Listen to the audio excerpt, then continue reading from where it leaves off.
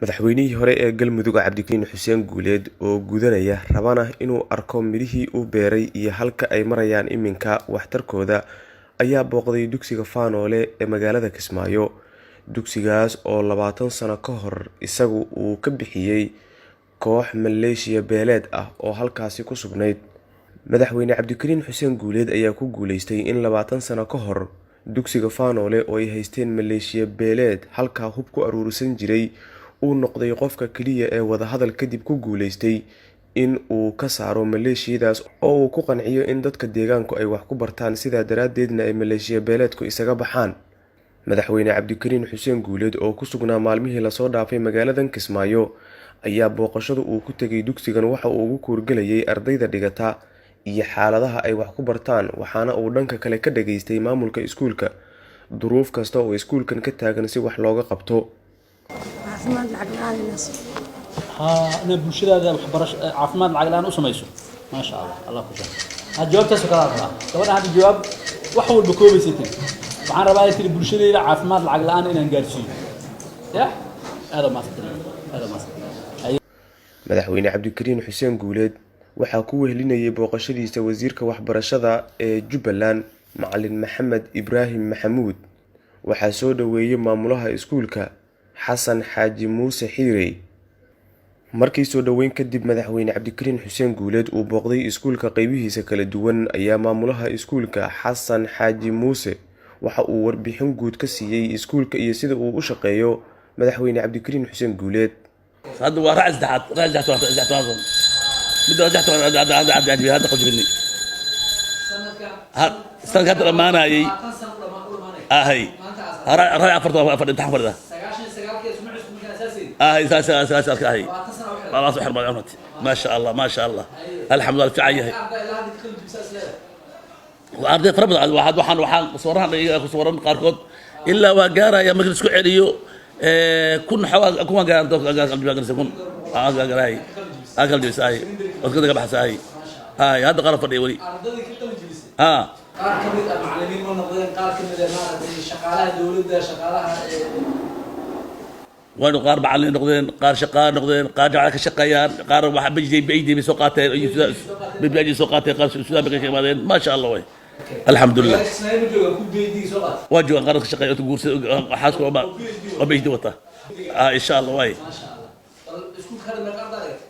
هذا واحد يتكون يبقول تولي أفر ما أدري هاي دوس سوجنا هاي ما شاء الله وحكى شقيسة إلا ما تزيد معلم هاي ما أنت بلابين ها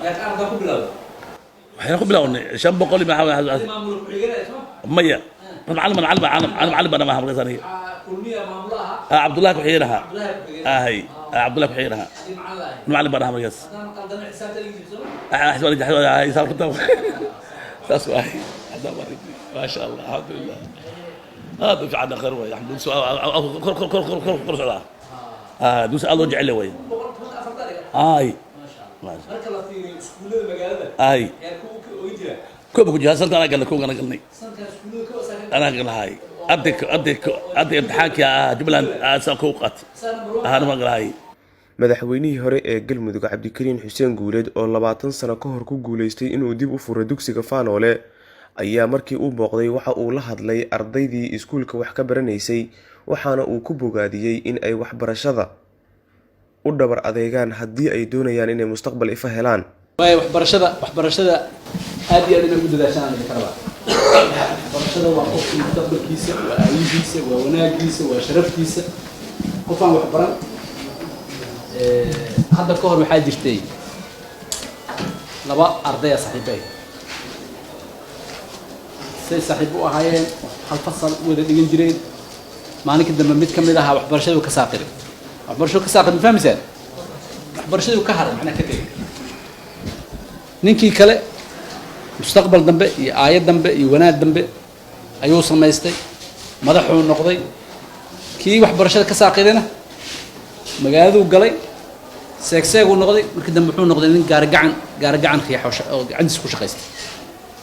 طبعا waa shaqo laftigeeda sharaf waaye laakiin marka loo fiiriyo qofka isku fasalka isku galaaska ahaayeen aayaha iyo meesha uu tegey iyo qofkan waa meel aad iyo aad u kala fog marka haddaad wax baratana hadda naftaadana waa anficaysaa waalidkaana waa anfice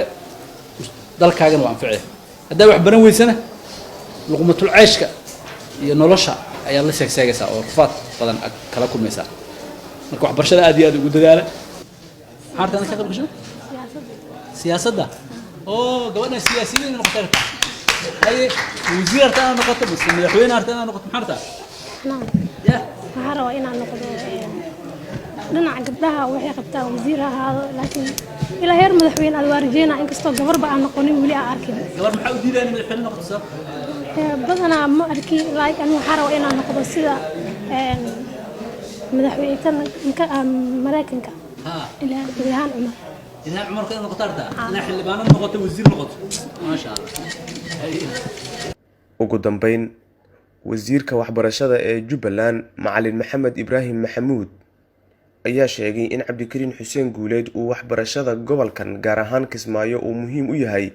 maadaama 20 sano ka hor uu ku dhiiraday in uu dib u furo wada hadalna la galo maleeshiyadii haysatay dugsiga Mfanoole oo ku dhawaad 2,000 oo arday hadda ay wax ka bartaan waxaan madrasada Fanoole 20 sano ka hor aan asaaskeeda anagu lahayn on wada asaasnay on aniga iyo Cabdikariin oo wada socon madaxweynaha aan asaas ku qotaynay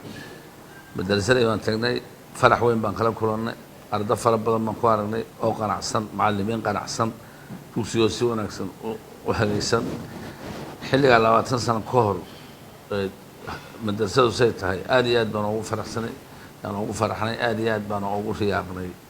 wayna wanaagsaneed waxaan rajaynayaa in kor subax ardada ka baxday tiro xoogana lagu sheegay qaarkood hadda ay tacliin sare ka soo baxeen